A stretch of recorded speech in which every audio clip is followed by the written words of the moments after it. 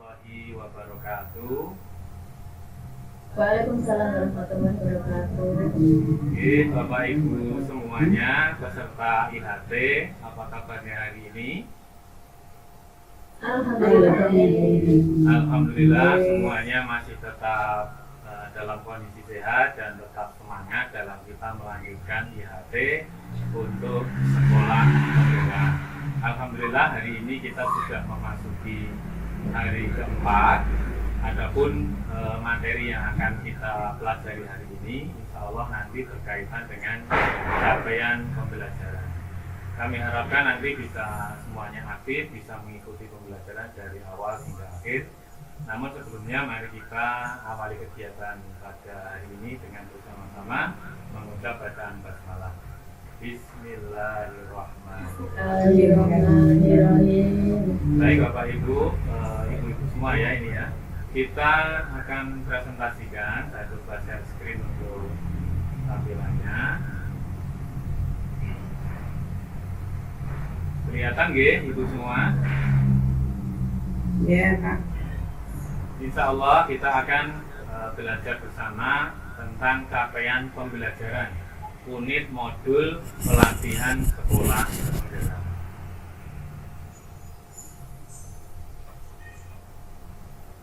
Adapun tujuan pembelajaran pada kali ini yaitu peserta IHT nanti diharapkan dapat memahami konsep dan ruang lingkup capaian pembelajaran.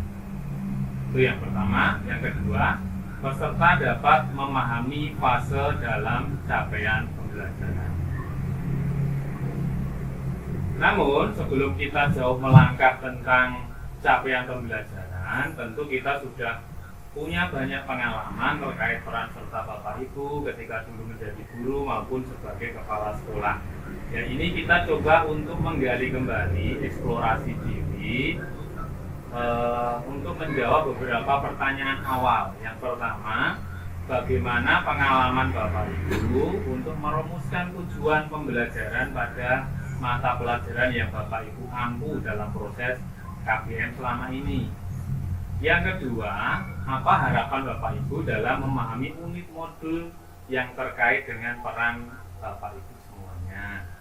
Baik Bapak Ibu, untuk memulainya supaya kita merefresh kembali pengetahuan kita tentang tujuan pembelajarannya, tolong panjenengan semuanya menuliskan di kolom chat untuk menjawab dua pertanyaan eksplorasi diri ini.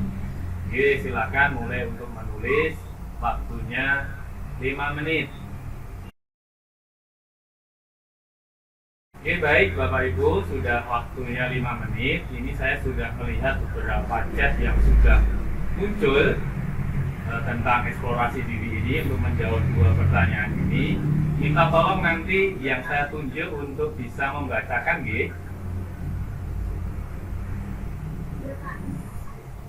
Iya, Pak. Iya, siap. Iya, Pak. Ini coba saya tampilkan jawaban dari panjenengan. Ini jawaban dari Ibu Ati, tolong dibacakan Bu Ati tentang tujuan Iya, Pak. pembelajaran. Monggo. Tujuan pembelajaran dirumuskan berdasarkan indikator pembelajaran yang telah dikembangkan sebelumnya yang berupa definisi langkah laku siswa yang dapat diukur dan diamati. Rumusan tujuan pembelajaran mengandung unsur audience, behavior, condition, dan degree atau ABCD. Dalam setiap indikator pembelajaran dapat dikembangkan menjadi satu atau lebih tujuan pembelajaran. Itu Pak dari saya. Baik, bagus sekali Bu Ati. Intinya mengandung unsur ABCD ini yang sudah sangat familiar dengan kita, yaitu ada unsur audience, ada unsur behavior, condition, dan degree. Adapun setiap indikator pembelajaran nanti dapat dikembangkan menjadi satu atau lebih tujuan pembelajaran. Ini adalah salah satu jawaban dari peserta Ibu Ati. Alhamdulillah jawabannya sudah baik. Kemudian yang kedua, eksplorasi diri yang kedua yaitu tentang harapannya. Ini jawabannya dari Ibu Siti. Minta tolong Ibu Siti untuk menjawab apa yang panjenengan tulis ini tadi, untuk bisa dibaca. Baik Pak, terima kasih. Jawaban saya adalah harapan saya untuk mengambil manfaat dari sekolah menemukan capaian pembelajaran dan tidak lanjut dan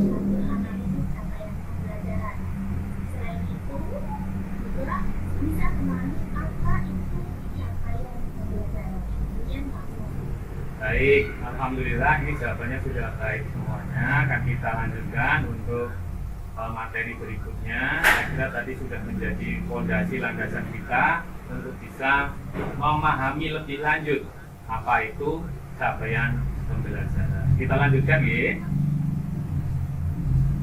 Berikutnya kita akan memahami berbagai macam hal-hal penting dalam capaian pembelajaran. Ada 5 komponen penting, ada 5 hal penting yang harus kita pelajari.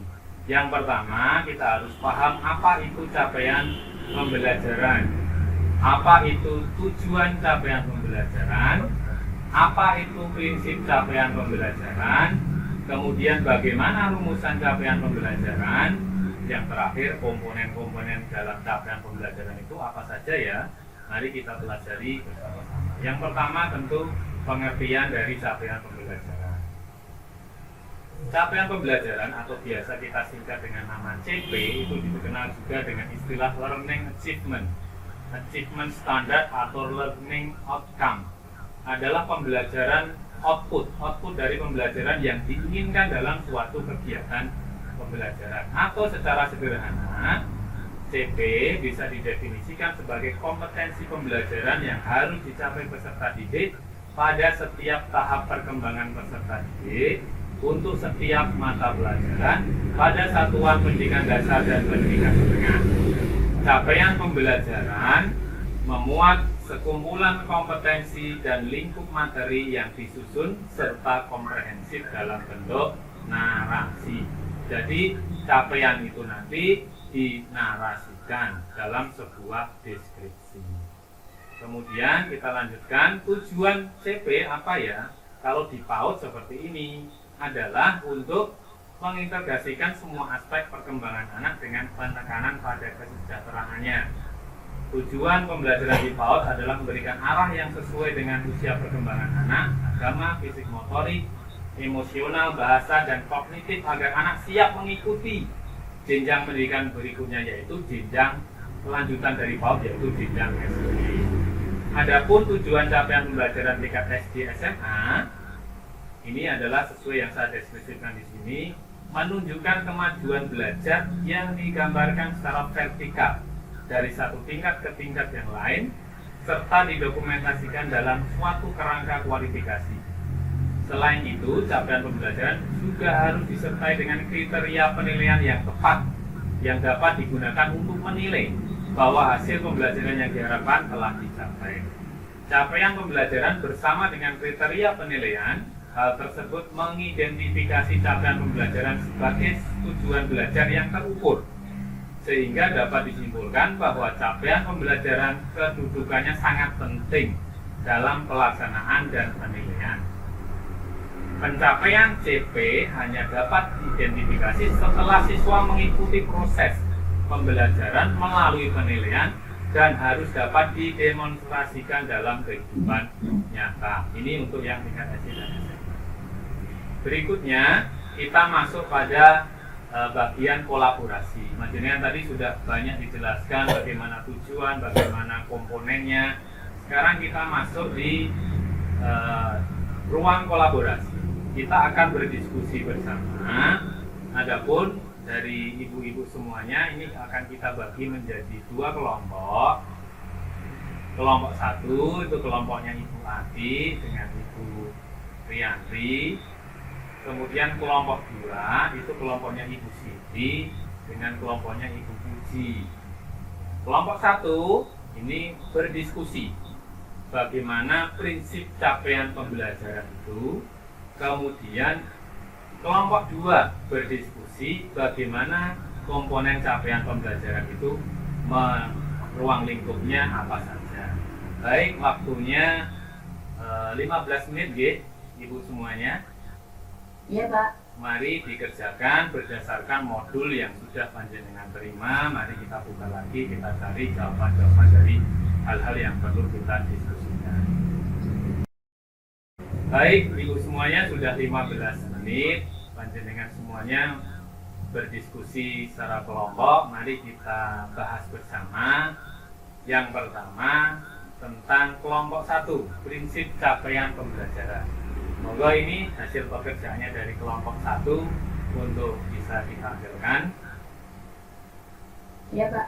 Ya, ini hasil dari hasil pekerjaannya kelompok 1 ya, tentang prinsip capaian pembelajaran. Monggo bisa disampaikan, dibaca.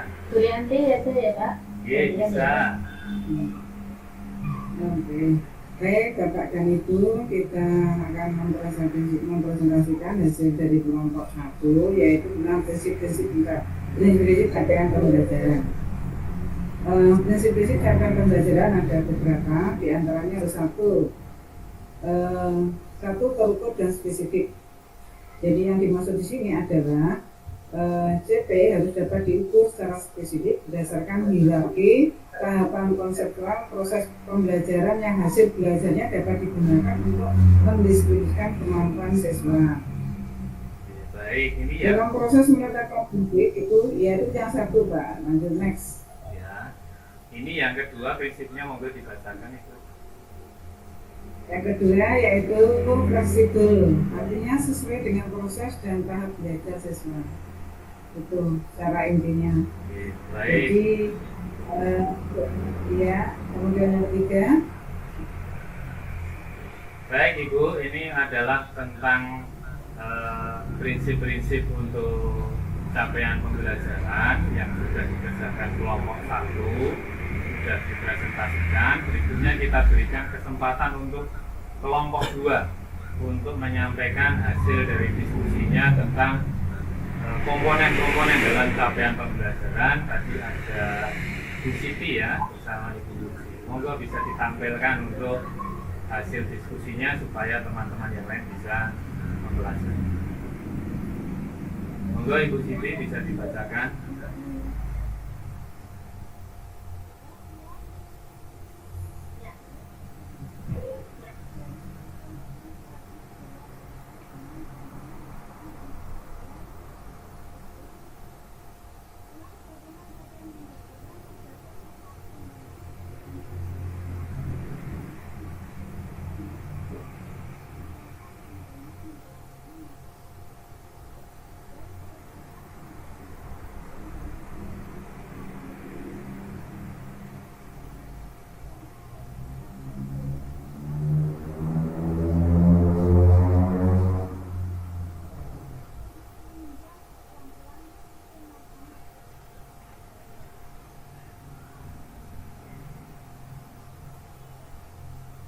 Oke, terima kasih. Ini tadi 2 hasil pekerjaan yang sangat bagus dari ibu-ibu semuanya.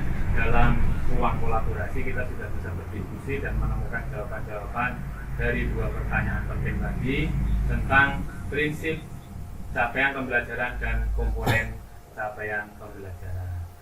Dari bahasan sampai dengan saat ini, adakah Bapak Ibu yang perlu ditanyakan atau sudah paham semuanya? Sudah, sudah paham semua, alhamdulillah. Iya, Pak. Sudah Iya. paham, bisa kita lanjutkan lagi,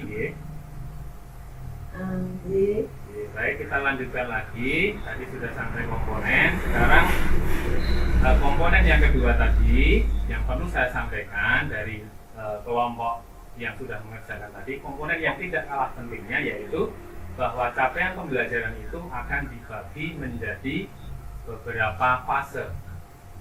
Ada fase A, kelas SD 1 sampai 2 sampai dengan fase F, yaitu kelas 11 sampai dengan 12. Ini pada tingkatan SMA. Ini melengkapi saja dari apa yang Panjenengan tadi diskusikan dari salah satu komponen bahwa CP pembelajaran itu setiap fase. Pembagian fase dalam CP digambarkan dalam kelompok tersebut.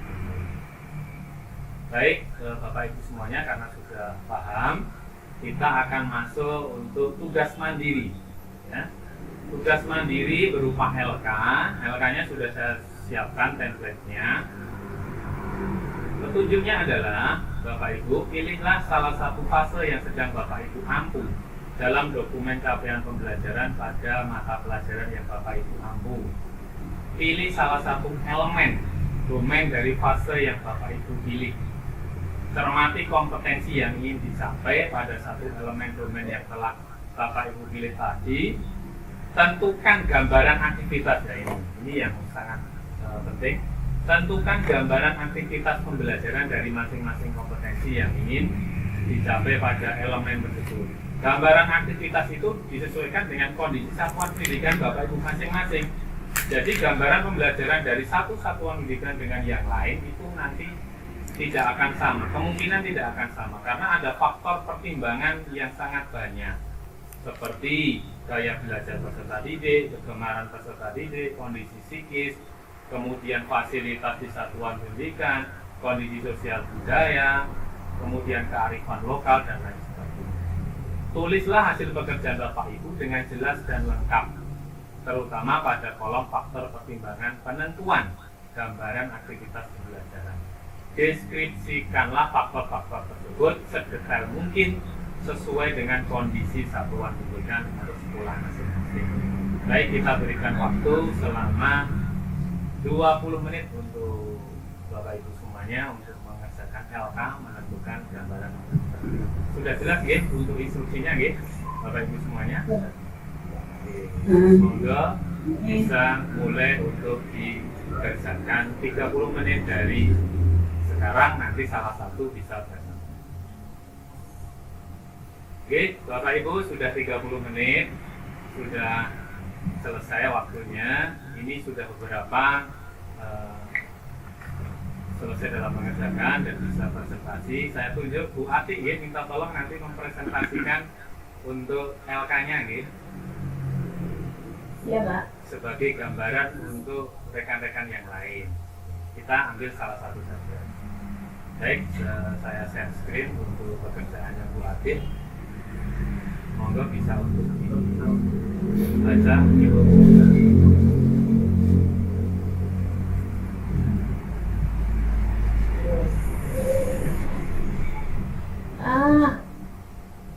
Maaf Pak, mungkin lain ini saya belum selesai itu tadi. Belum muncul. Oke, ini Bu tentang gambaran aktivitas pembelajarannya. Ini berisi identitas di satuan pendidikan masing-masing. Kemudian ini yang hasil dari gambaran panjenengan ini bisa langsung dibaca untuk kompetensi yang dicapai, gambaran aktivitas dan faktor penentuan gambaran ini bisa langsung dibaca Ibu hasilnya. Monggo. Ya, nomor 1. Ya. Kompetensi Untuk kompetensi yang untuk kompetensi yang ingin dicapai, peserta didik mampu menyampaikan informasi untuk tujuan menghibur dan meyakinkan literatur sesuai kaidah dan konteks. Gambarannya seperti ini, gambaran aktivitas pembelajarannya. Peserta didik diajak untuk melihat video tentang kemiskinan. Guru membimbing siswa untuk mencari tetangga di sekitar yang kurang mampu dan menyisihkan sebagian uang saku atau harta yang mereka miliki di dalam kelas. Siswa berlatih tidak hanya memberikan sumbangan saja, melainkan bagaimana cara menyampaikan sikap empati mereka terhadap orang tersebut supaya tidak menyinggung perasaan orang tersebut. Nah, faktor pertimbangan penentu gambaran aktivitas pembelajarannya seperti ini. Banyak siswa yang bersikap tidak peduli dengan keadaan lingkungan sekitar dan juga sikap konsumtif karena mudahnya akses untuk mendapatkan suatu barang yang mereka inginkan. Hal ini juga melatih kepekaan sosial siswa. Karakter profil pelajar Pancasila yang nampak adalah kegotong royongan dan kebinaan. Demikian Pak, itu hasil tugas mandiri saya. Baik, tepuk tangan untuk Bu Ati ya, Bapak Ibu semuanya. Alhamdulillah ini sudah disesuaikan dengan kondisi dari satuan pendidikan masing-masing. Barangkali dari Bu Siti, Bu Astuti, yang lainnya yang sudah mengerjakan mungkin ada hal-hal yang berbeda terkait dengan gambaran aktivitas pembelajaran maupun faktor pertimbangannya ini, terutama karena lingkungan sekitar yang ada di satuan pendidikan itu tidak sama. Baik Bapak Ibu, ini adalah jawaban dari salah satu tugas mandiri yang mana menentukan gambaran aktivitas pembelajaran. Artinya Bapak Ibu sudah bisa memilih salah satu fase dalam dokumen catatan pembelajaran pada mata pelajaran, kemudian elemennya, gambaran aktivitas pembelajarannya panjenengan sudah bisa menentukan, sehingga ini bisa dijadikan sebagai referensi untuk rekan-rekan yang lain menentukan gambaran aktivitas pembelajaran. Sampai di sini Bapak Ibu sudah paham ya? Iya Pak. Ya, adakah yang mau didiskusikan atau sudah paham semuanya? Hari ini kita sudah belajar tentang capaian pembelajaran, ada tujuan pembelajaran, kemudian eksplorasi diri, kemudian eksplorasi konsep, tentang pengertian tujuan, prinsip, rumusan, dan komponen, kemudian definisi CP, kemudian kita sudah berdiskusi kelompok, kemudian yang terakhir tadi kita sudah membuat tugas mandiri dalam menentukan gambaran aktivitas pembelajaran. Baik Bapak Ibu peserta IHT, semoga pembelajaran hari keempat IHT ini bermanfaat untuk kita semuanya. Mari kita tutup dengan bersama-sama mengucap bacaan hamdalah. Alhamdulillah. Assalamualaikum warahmatullahi wabarakatuh. Waalaikumsalam. Waalaikumsalam warahmatullahi wabarakatuh.